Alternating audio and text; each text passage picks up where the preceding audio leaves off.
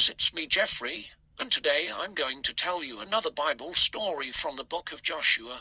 It's about the time the Israelites crossed the Jordan, and it can be found in Joshua chapter 3 verse 1 to chapter 4 verse 24. Let's hear it. Early in the morning, Joshua led the Israelites to the Jordan River where they set up camp.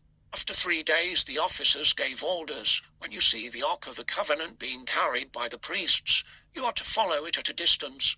Joshua told everyone to get their lives right with God, for the next day they would see him do amazing things.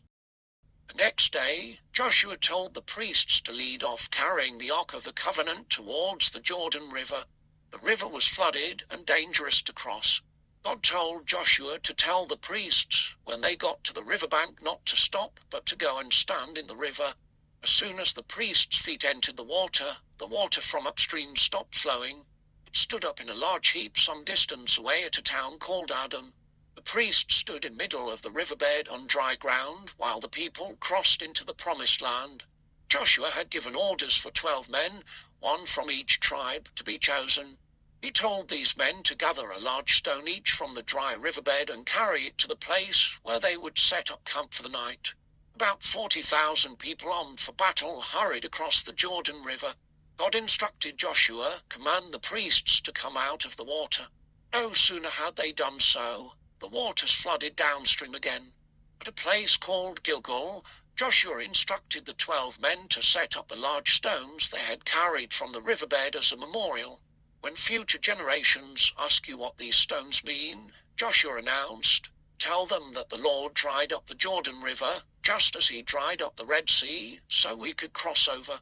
He did this to show his power, that you would always be in awe of him. The Israelites were now ready to face their first challenge. Ahead of them was the heavily defended, walled city of Jericho. In this Bible story, we see how Joshua, along with the people of Israel, crossed the Jordan River. The Jordan River is a very large and deep river. It was very dangerous to swim across, because it had many currents, rocks, and animals. However, thanks to their faith in God, he opened a way through the waters, and they were able to cross the river on foot. In the same way, faith makes you advance in God's way and in God's time. There will come a time when you must act on what God has said. You should never doubt the power of God. For him, there is nothing impossible. God can do everything. All you have to do is have faith. Having faith means believing that what you have asked of God is already on the way. Because in one way or another, God is working to do something for you. For example, Joshua, in Joshua chapter 3 verse 5, told the people, consecrate yourselves, for tomorrow the Lord will do amazing things among you. We see how Joshua believed before they crossed the river that God had already given them the promised land. All the other towns believed that it was going to be impossible for them to cross, but Israel believed before crossing that they were going to cross. That is called faith. In the same way, remember that you must always walk by faith and not by sight. Remember, trust in God, and everything will be fine for you.